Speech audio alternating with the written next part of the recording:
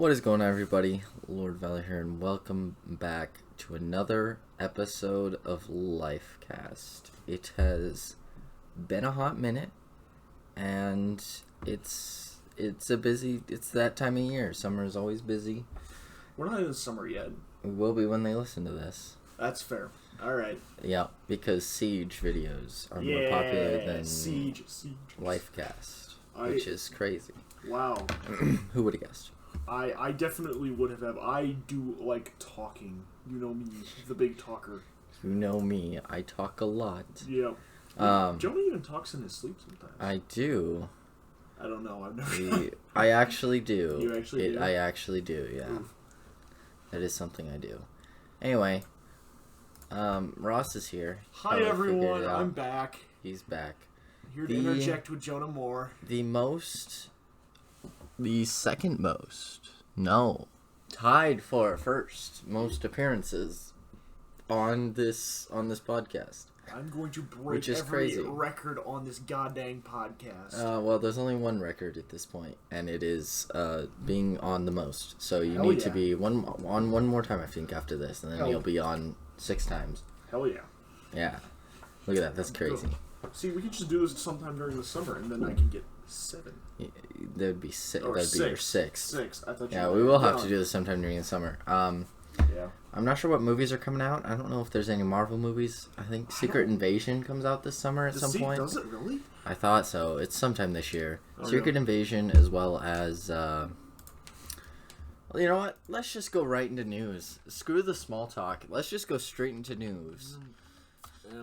Jonah and I had the small talk in bed earlier this morning. Okay, Ross. Okay. Ooh boy.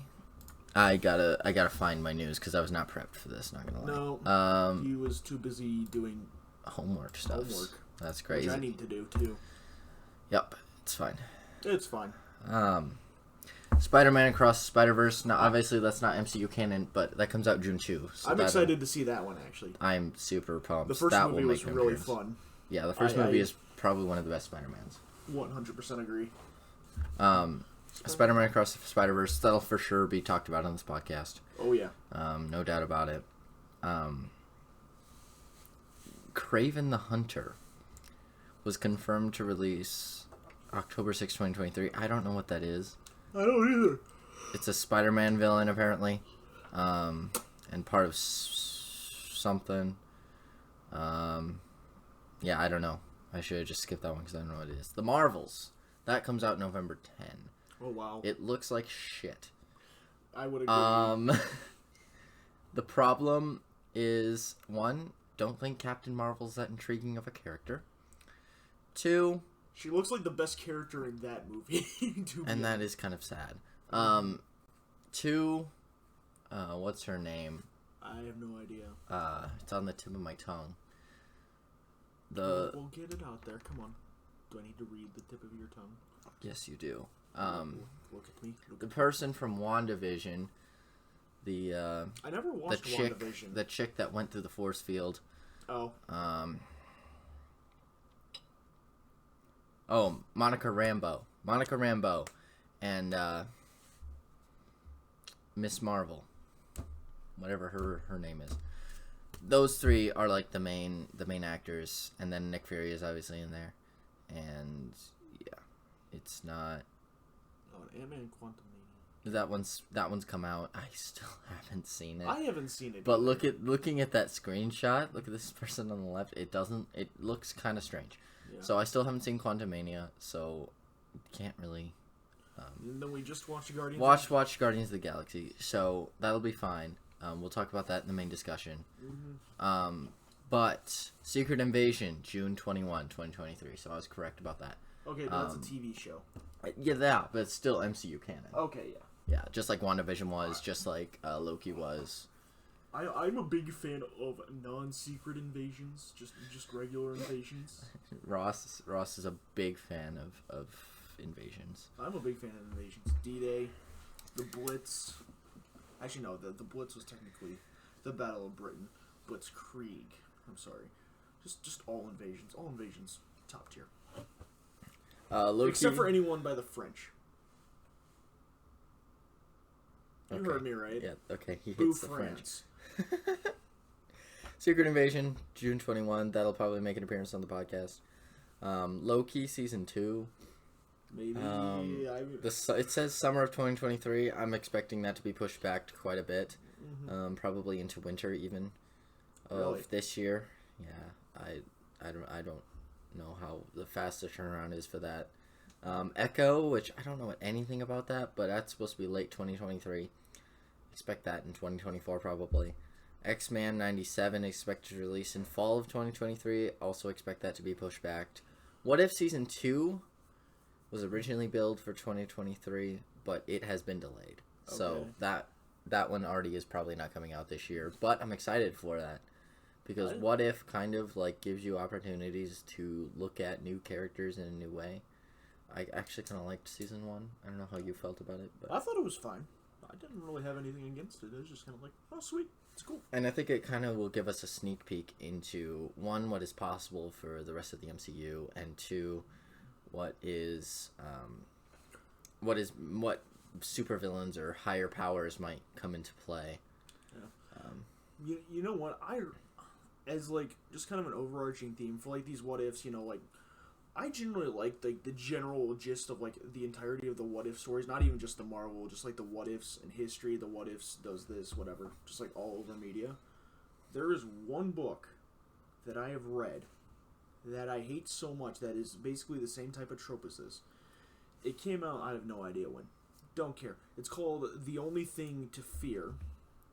It's a book about an alternate World War II where the Nazis won. And I read that, and I expected to find a probably 180-page book with non-fiction opinions, in the sense to say, I expected this to be highly technical. I expected this to be like accurate. I didn't expect it to turn into a book version of Wolfenstein. That's even so dumb. I hate it. I bought that book when I was like in 7th grade, and I thought it was going to be so great, and I was sorely disappointed. Yeah, I mean, Marvel isn't the first to like do this kind of what if style. I like the what if style. It's just that this singular book pissed me off for about 3 years, that I hated doing anything with like what if genres. That single book pissed me off. I still have it today. I should just burn it. But you heard it here first. Ross is publicly saying book burnings are okay. I'm saying one book burnings are okay. Okay. I'm not saying I'm going to burn all the books. I'm just saying I'm going to burn one. Or shoot it. I don't know. I'm going to do something to it, because I hate it. On the other side, though, at that same book fair, I bought a book called The Nazi Hunters. That was actually true. That was formed up of a bunch of Israeli spies from the state of Israel in like the 1960s, and they went to Argentina to kill a guy called Adolf Eichmann, who was like one of the senior commanders at Auschwitz. That was a really cool book. So I got 2 books that basically talked about the same subject, but one of them was really stupid and fictional, and the other one was amazing and non-fictional. And I mean, the thing that What If has going for it is, I mean, see, you can kind of do whatever you want. I mean, you have to stick with the rules of the universe, but like... But that's the problem. The book that I read didn't stick with the rules of the universe. It was talking about, like, super-powered individuals. Like, basically take the entire idea of Divergent, where she is kind of like, she could choose either, because she feels either like the brave group, the Dauntless. The only reason I know that name is because of the Dauntless dive bomber of World War II, and the other group that she really liked. Wait, do you even know the story of Divergent? I mean, yeah, I read it in 4th grade. I read it. It mixes in with, like, Hunger Games and all these other books I read. Although I know what Hunger Games is because of the movies. Yeah. Which they are remaking those movies for some stupid reason. But yeah, basically the entire plot centers around this one woman who has 2 powers instead of 1, and she's so special because of that, and it was just really dumb. And I hated it. Yeah, well that's all for news. That's Marvel this year, kind Marvel of news. in a little nutshell there. Is there anything else? Not much. I mean, yes. I mean, the new does the new Zelda game comes out this summer. That's pretty close. I think that's June or July. Yeah. Double checking on that. It might be August. Point is, it's a little bit later, and the up cost of it is like $80. So it's like, I'll just let one of my friends buy it, and then I'll just play it after. when they're done, because like there's no way. Mm-hmm. And someone already told me that when they're done, they'll let me borrow it. So I'm like, okay, I'll just borrow it for a week or two, play my heart's content, try to beat the game, and then I'll leave it alone, because 100%ing those games are a pain in the ass. Because I've tried to complete Legend of Zelda. It's so annoying. Breath of the Wild, yeah. Yeah, Breath of the Wild. So annoying. Yeah, video games. I don't know of any Resident Evil news, which is something I try to keep up with.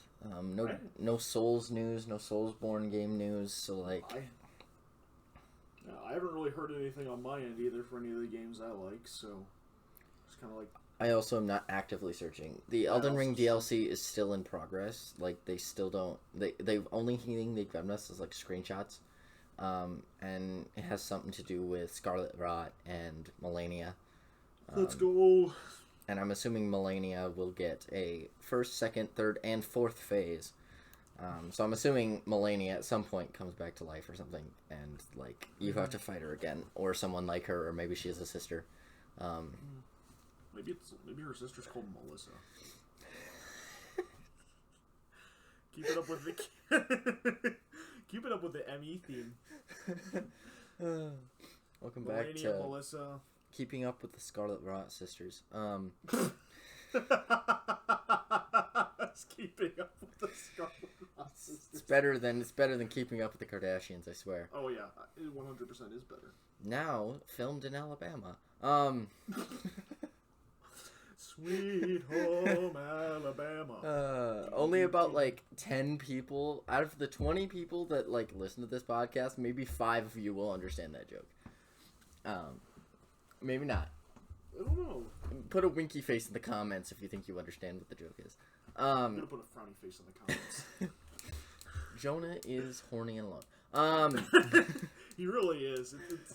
I've had to give him multiple hugs. He's very physical sad, touch. very, very alone. It's a wonderful thing. So yeah. Yeah, what else is a wonderful thing? I'm scared to let you continue to speak. I forgot what I was gonna say. Okay, good. Maybe that's a good thing. I don't think I was gonna say anything bad. I was just gonna maybe go to a little bit of small talk here. Ross, it's the summer. What are your summer plans without doxing yourself? Without doxing myself? Yeah. What do you plan on doing this summer? I plan on working a lot. Because I need to make a lot of money. Yep. I plan on being in my cousin's wedding. That'll be fun. That'll be good.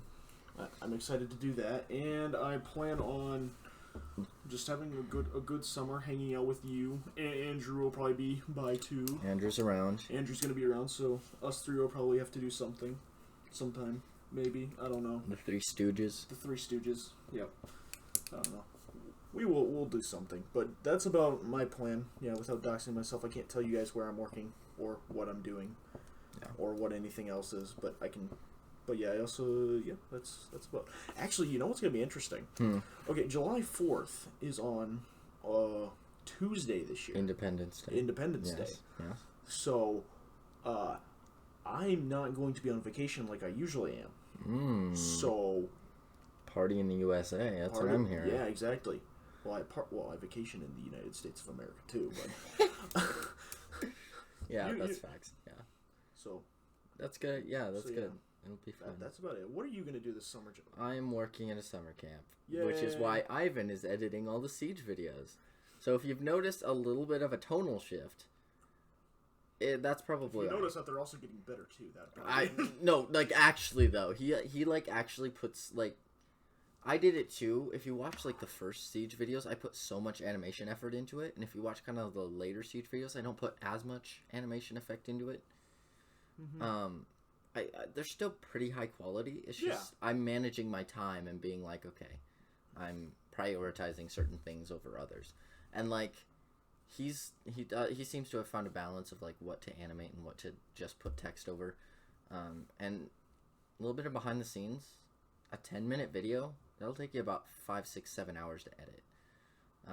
I use DaVinci Resolve, so I cannot wait till DaVinci Resolve comes out with their automatic subtitle generator. What does DaVinci Resolve?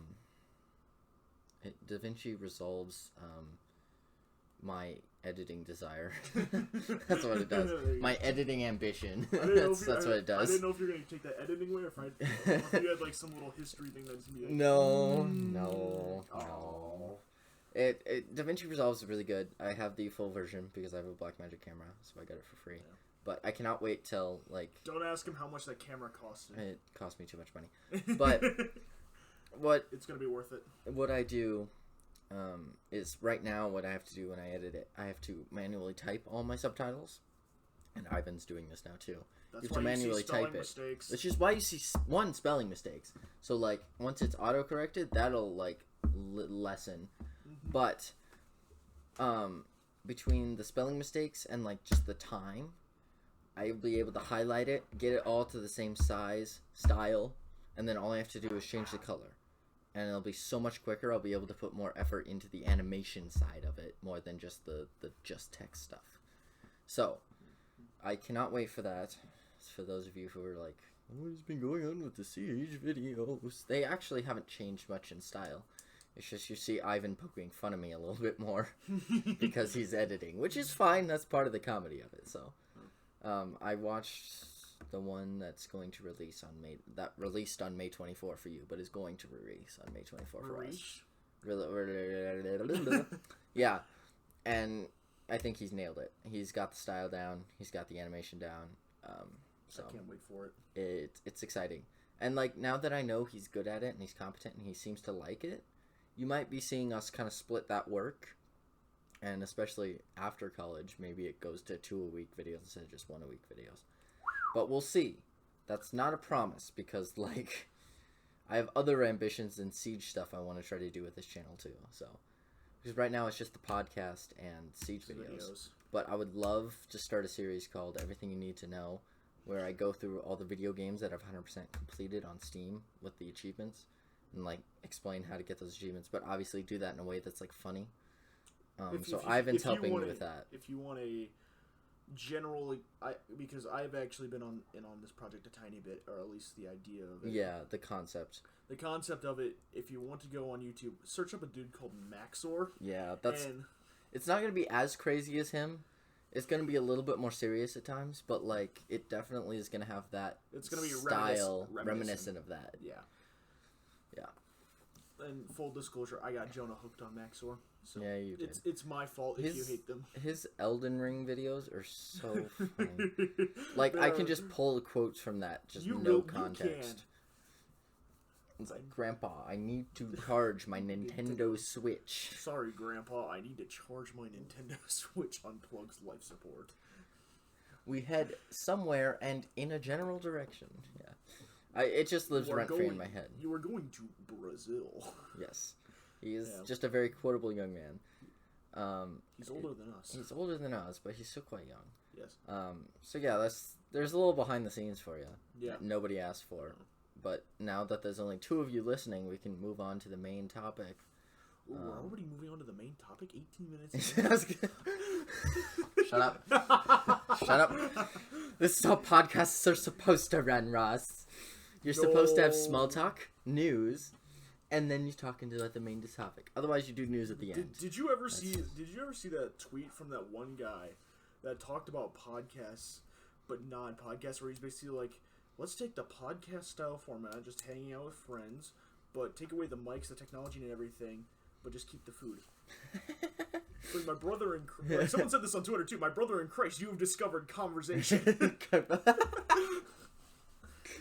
And that's what half the people start a podcast for. Is like, oh, it's just time for me to catch up with my friends. It's like, yeah, I guess, but like, I don't know. Where's the fun in that? Like, half the stuff that I feel like I talk about on this podcast, I feel like I've said to Ross before, or I've said to someone else before. So like, I'm kind of repeating myself, but it's new to you, so it's like it's fine. Yeah. You, dear listener, are the reason I do this podcast. I like how you said listener with just a listener instead of plural. Yes, listener, singular, as in Kayla. You were the only one who's probably made it this far. Wow, we're calling people out. I don't even know if she listens to this podcast anymore. Oh boy. Kayla, send me a text if you hear this. I want to know. You want to know? I do want to know. I really do. Do you want out? I want out. Sorry, it's a song I know. Moving on to the main topic, Guardians of the Galaxy Volume 3. Ross, initial spoiler-free thoughts. Once again, we'll go into my two-meter rating system. I will say the movie as a whole, probably an 8 out of 10 in terms of like the technical expertise, just the movie in general. My enjoyment, 7. Like, I enjoyed the movie. There were some things that we'll touch on later that I didn't enjoy, but overall it was a good movie. I enjoyed the idea of it. I enjoyed, like, Chris Pratt as Peter Quill was good as always. I liked the focus on Rocket this time. I felt like they did his story really good besides one part, and we'll get to that. We'll talk about that. We'll talk about that one part that I hated so much. But I felt like they did his story well. There's nothing I really didn't really like about this film. There's nothing I really liked about this film either. Like, it was a good, just middle of the road film to me. Like, I talked with this about Nathan the other day, or last night when you guys came back from watching it a second time. I said it is my third favorite Guardians of the Galaxy movie. But that's not a representation of the movie, I don't think. I think No. if you look at overall Marvel, I think that was a really strong movie. I thought it was a really strong movie too. It's just that, in my opinion, the other two were just better. And I'll kind of cover this too, just with kind of both of their villains. Were the one guy who started out, they're one villain, and the other guy who started out as a villain and then ended up. Adam Warlock is not a villain. Like, I did not see him as a villain throughout that whole movie. Oh, really? Is he not a villain in the comics? I mean, I think he might be, but I did not see him as a villain in that movie, which might have been not good. But I never saw him as a villain. Okay, no, because that's one of the things. Like, I think Warlock was he was like teased in Volume 2, right? If I remember correctly. Yeah, because those people were part of Guardians of the Galaxy Volume 2. Those golden, Yeah. whatever they are. Yeah, I forget what they're called. Like, I don't know. Whatever they are. Like, he was teased, and I knew I didn't really know what of his character, like, before that. Like, I don't know what he is in the comics.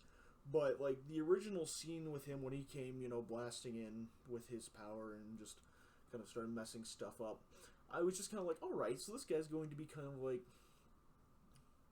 I thought he was actually going to be, like, the main villain of the film.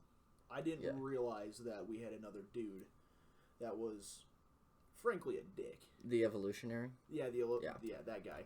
Yeah, I mean, that's not a spoiler. Like, that everyone kind of knows he's in the movie. So yeah, the Evolutionary. I didn't know what he was called.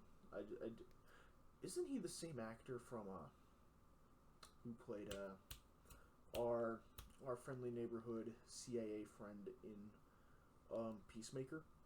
Is that the same actor? It looked like the same actor. It wasn't. It wasn't?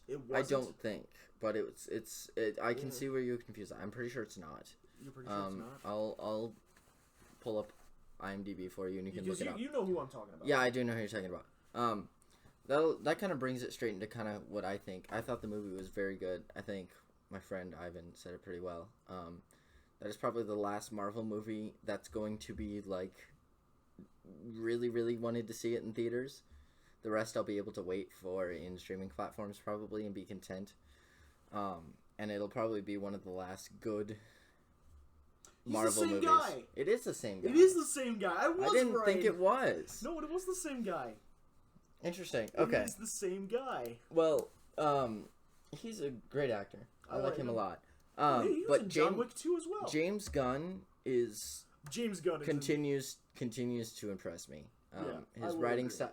He wrote this, right? He wrote. Let me get back to. I'm pretty sure he was part of the writing process, but his directing. I'll go to that because I know he did that. His directing, very James Gunn style. A lot of the fight scenes, very well done. Kind of like that. Feels like it's in one take kind of idea, with the moving camera and like stuff he did in Peacemaker, which I don't know if we ever reviewed on this podcast, but Peacemaker was an excellent series, also by James Gunn. Peacemaker was good. It was written by. I don't know if he. Written by who? Where's the written? I don't use IMDb that much. You know this app better than I do. Welcome to the difference between a business major and a digital media major. Digital media major, yeah. Writer, James Gunn. Yep, James Gunn. He was the writer. Okay. Yeah. So James Gunn, his writing I think it lacks in like certain aspects. I don't think he knew how to end this film, which was kind of a shame. But he does a lot of good callbacks, even subtle callbacks that I was only able to catch the second time. Yeah. And I'll get into like more spoiler stuff later, but yeah. Overall, big James Gunn fan. I think he's a very strong writer, director. And I think he has made the Guardians Galaxy series what it is today. And without him, I think I wouldn't like it as much. Amen to that. I will agree. The casting was as well pretty good. Yep. Gamora, I think her character arc left something to be desired a little bit. Really? I liked her character. Her character arc was rushed in the middle, but I liked where it started and I liked where it ended. So I can't complain. Yeah. Because it felt rushed, but I like the start and the end. I just didn't like the middle. It felt a little rushed. Yeah, I will agree with. Nebula continues to be a character I really like watching on screen. I don't know who acts as her, but Karen Gillan. Yeah, I do know that. She's phenomenal in that role. And the Rocket backstory, I think, was my favorite part of the movie. Which I guess that's kind of a spoiler, so we'll move into spoiler territory now. Yay! But yeah, there was a lot of callbacks, and one of the callbacks I think that was probably one of my favorite is right at the beginning. I think it was Rocket that was like, "I don't like dancing."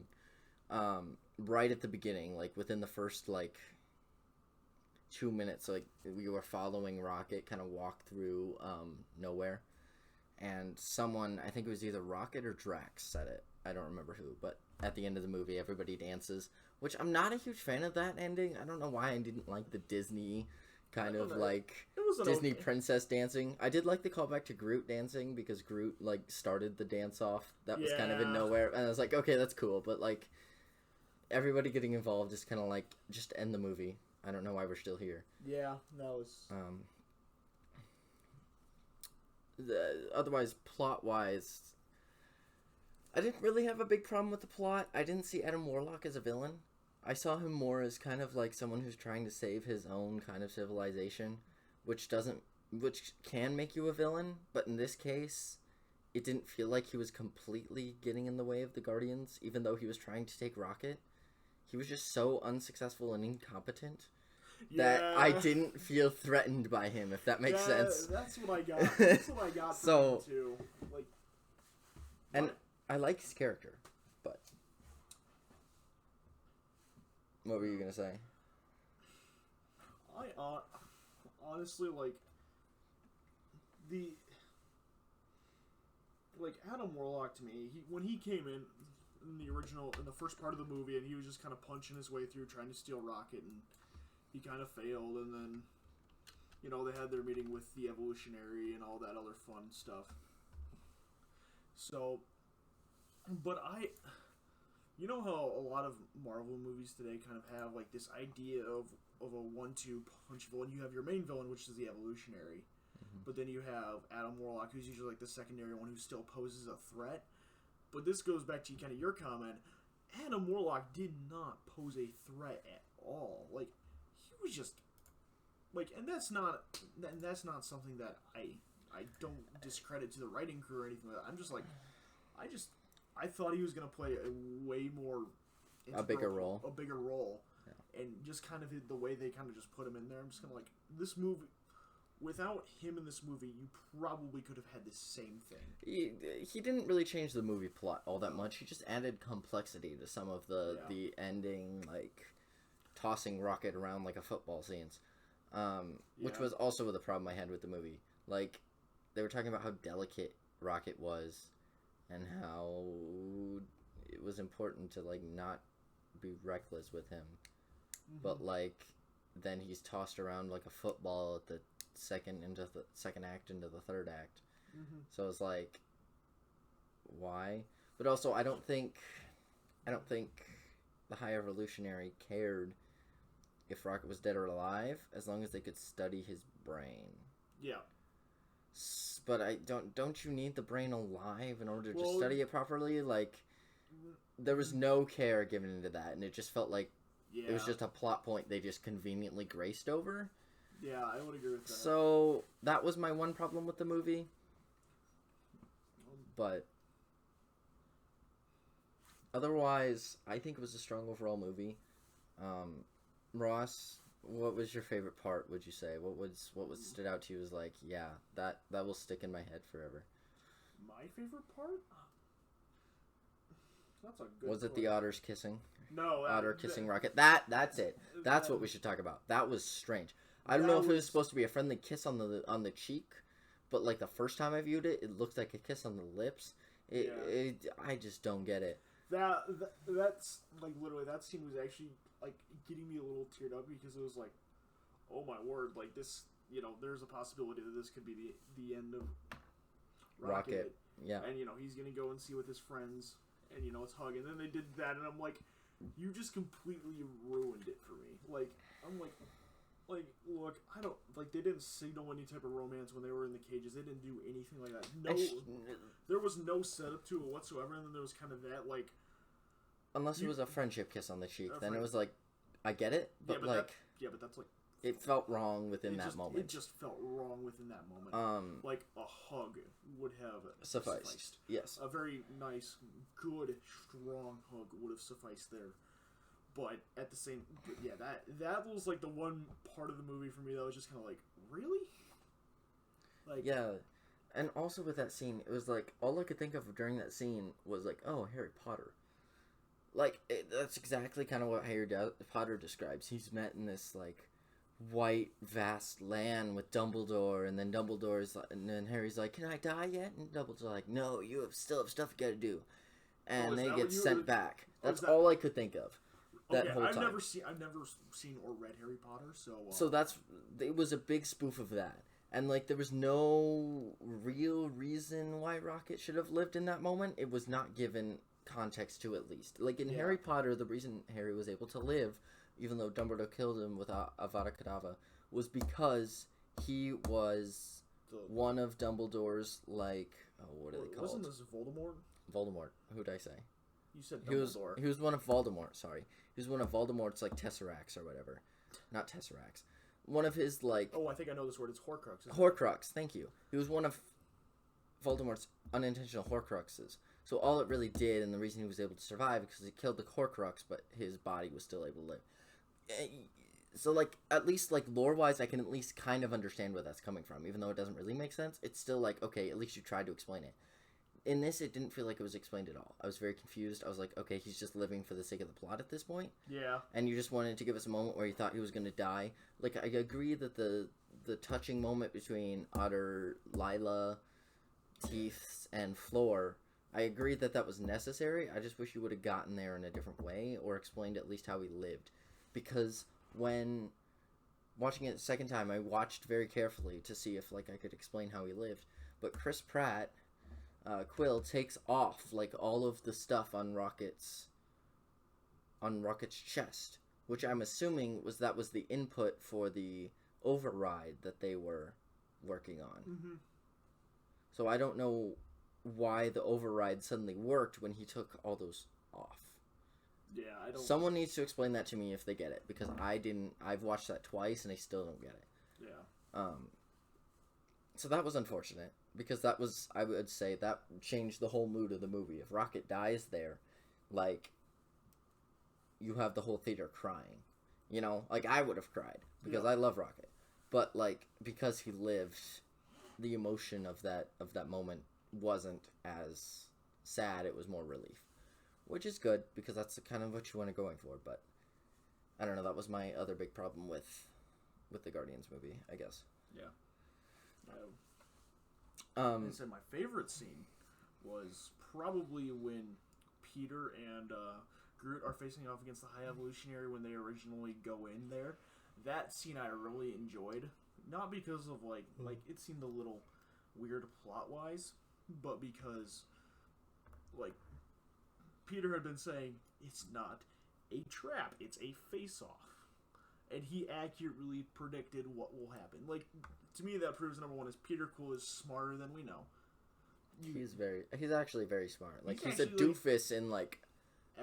He's a doofus. Social settings, but, like, he thinks things through. He does. And Groot literally just taking out all those guns, and... that was pretty bad. That was pretty cool. I was just kind of like... Groot, You know what to do with these. And then they never show you what he does with them, but he doesn't have them in the next scene. Yeah. So he doesn't know we don't really know until we get to that point. So that was smart. That was cool. I enjoyed that scene. They snuck weapons in, essentially. So, like, again, Peter was like, it's not a... Yeah, it's a face-off, essentially, is what he's saying. Mm-hmm. And he knew he was walking into a trap. Everybody kind of knew it. Yeah. And it was never really explained how he was so confident until that moment. Which, that still could have gone wrong. Oh, yeah. The High Evolutionary, I don't think had any interest in killing them, really. Because he really... They hadn't really run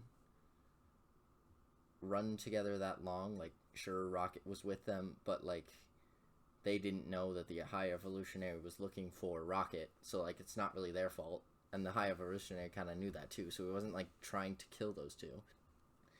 They were just an obstacle in his way, and he chose not to kill them for some reason. But, yeah, the Quill arc of, like, we're not going to kill anybody, to the point where Drax has a really funny line. He's like, let's kill one person, one insignificant person that nobody loves. Like, that line that killed me every time. Both times, it was hilarious. But Peter went from, we're not going to kill anybody, to save my friend, to, I'm going to kill this person who has the data I need to get my friend. Yep. So, like, plot-wise, that makes sense. You're kind of shocked, like, oh gosh, he actually killed that person. Like, he was actually, like, that desperate. Which I don't think makes Quill a bad person. No. Because when he said we're not killing anyone, that was when they could get, the data they thought they needed to get unharmed. Like... Well, basically unharmed. Or, like, they at least had a game plan that, like, made sense. Yeah, they had a game plan that made sense, and then, of course, this guy took it out. So it was just kind of like, all right, game plan switches, and then now you put a target on your back, basically. And the desperation went up because the fluid in Rocket's whatever entered his lungs. Yep. So, like, there was a little bit more tension there because he wasn't as stable as he was at the beginning of the movie. Yeah. Yeah, he was stable, I would say, but then he became more unstable. Yep. Which is more of a question of why he was tossed around like a rag doll throughout the rest of the second half. But, another cool reference. We're going to kind of switch here. The ending I thought was really good. Peter almost was a badass, which was really cool. And then when Adam Warlock saved him, did you catch the reference? The creation of Adam. Like, Adam was pointing at Quill, and Quill kind of had the point back.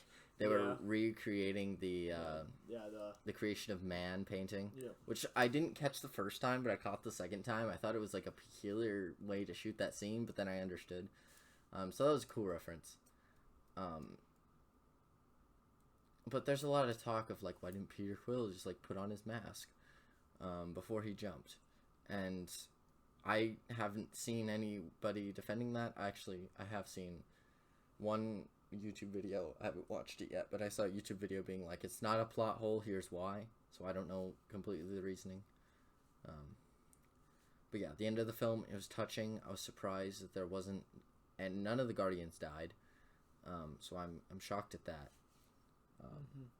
But overall, I think it's a good movie. There is a bit of tension, because I know people are, like, questioning whether it should be rated PG-13. People thought it kind of pushed the limit of PG-13, which Marvel has been doing in recent days. Yeah. So I don't think we should be that shocked. Their one use of the F-bomb, though, was great. Oh my gosh. It was so funny. That was Open the fucking door! For those of you who don't know, in PG-13 movies, there's, like, certain criteria, and one of the criteria is you only get one F-bomb. No matter what it is. Even if it has nothing to do with sexual stuff, you only get one F-bomb. And so how Guardians used it was, Nebula was trying to open the door to a car, and Peter's just like, open the fucking door. And it was just perfectly timed F-bomb. Yeah. So, there's nuances to that might be a little bit sketchy. I would say it probably pushes more of an R rating, in my opinion. Or whatever's between 13 and R. I wish there was a rating. Maybe, like, PG-18 would be a better rating than PG-16. But that's what R is, I guess. PG-18. 18 and above is an R rating. No. Is it really? Yeah. Oh, yeah. No. There's R and then there's like R plus or something, which is No. Because there's R restricted. Restricted's like a bit older than 13. Right. It's 18 and up. I thought. No, because there's M, which is like 18. M is. I thought M was TV. Is M TV? M is like the R rated of TV. That's what I thought. Because like Rick and Morty is rated MA, which is mature audiences, which is basically the R rating. Well, because I know there's one thing in film that's NC-17, which is no adult under 17 years old, or nobody under 7. Yeah, just look. Yeah, which look is rated R. Okay, so it goes G, which is general audience, that'll be like all your Disney franchises. PG is parent guidance. That's also like most of Disney stuff. Yep. PG would be things probably like what's that movie now with the blue guy with Tom Holland? It basically means it has a little bit heavier themes, but the blue guy with Tom Holland. Yeah, Outward or something. Onward. Oh, Onward. Onward. Yeah. 13 PG-13 is parents. Oh, you are right. Okay, so R is restricted, but what is the difference there? Images. I'm seeing this. I want to see it. R is restricted. If I could zoom in, that would be fantastic, please. Contains some adult material. Parents are urged to learn more about the film before taking their kids with them. And NC-17 is children are not admitted at all, which I have not seen an NC-17 movie at all ever, like released to a theater. I've only seen rated R. Yeah, I've only seen rated R too. But there seems to be a big gap between PG-13 and R. Like, R is definitely a pretty big category that could be probably split into two. Yeah, I would agree with that. Because there are some movies where it's like the R-rated stuff is way better than the... Like, Nefarious. I went and saw Nefarious in theaters. I knew nothing about that movie going in. I just went. And I thought it was alright. It was a pretty good movie. But that film, yes, it's rated R, but I would say it's more on the almost PG-13 side. Like, it could have... It really couldn't have, but it was closer to PG-13 than it was NC-17. And then there's stuff like... Oh, what's a horror movie that's, like, really, really disgusting? Like, the Texas Chainsaw Massacre or something. That's pretty gory and gross. That's definitely rated R. You know what I mean? Yeah. And there's definitely a difference between those two, like, rating systems. So I would love to see R, like, split into two more, like, genres. Two more ratings. Because, like, yeah. But I do definitely think Guardians of the Galaxy pushed the PG-13 limit. But Marvel's been doing that in recent days. You saw that, I think, when I talked about Doctor Strange, Multiverse of Madness. I talked about how it was definitely probably should have been rated R. But, like, I'm sure Marvel has leverage in the fact that they don't want any of their films to be rated R besides, like, Deadpool and stuff. Yep. Because, like, they're still supposed to be for more general audiences.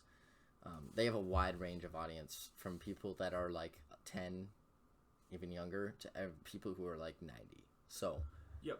They have to still appeal to a wide range of audiences, which is why they will probably never put R on any of their MCU canon stuff. But maybe that'll change, because rumor has it Deadpool is going to become MCU canon pretty soon. So we'll have to see. Is Deadpool not MCU canon? He is not MCU canon. Oh. Wow. Neither is, like, any of the X-Men movies. Oh. Yeah. I found the TV rating system. Yeah, the TV rating system. It goes what? TVY, which is everybody. Which is for children. Oh, specifically children. Yeah. TVY 7, which is children 7 and older. Okay. Then there's TVG, which is general audiences. TVPG, which is parental guidance. Yeah, unsuitable. Then there's TV 14, so you can't. So yeah, mostly unsuitable for children under 14 years of age. and then TV mature adult. So.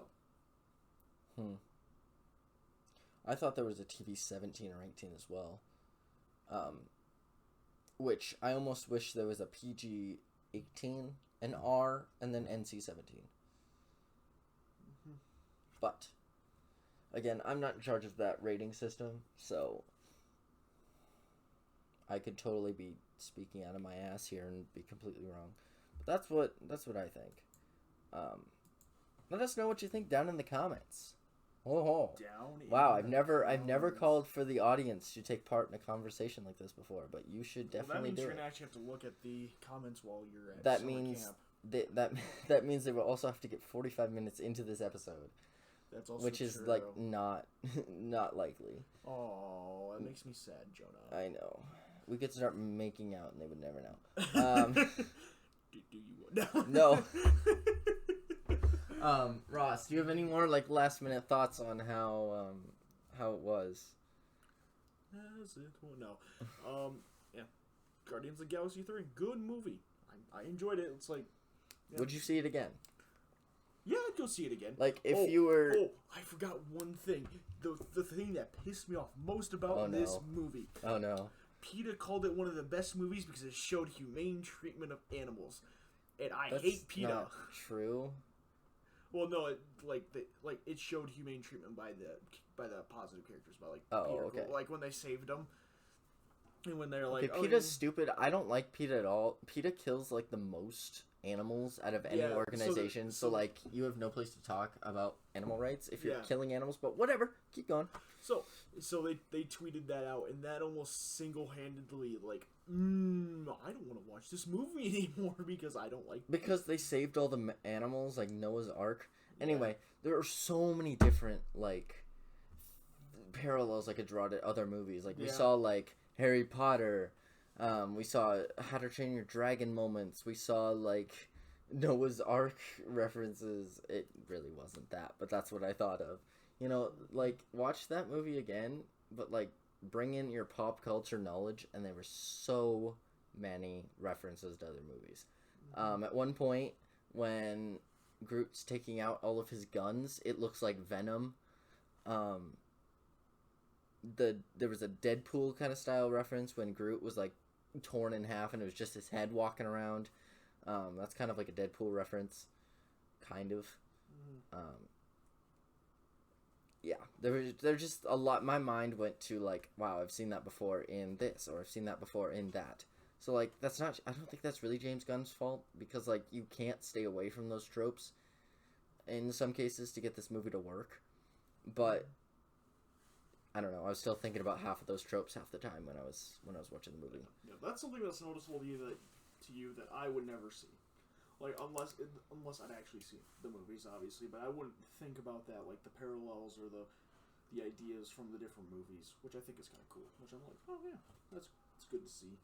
Yeah. But, yeah, that's about that was the thing that single-handedly made me like this movie the least. Yeah, no, I get that, and like it's like, all right, sure you can get up on your horse, but that horse is a fraud. Good pun.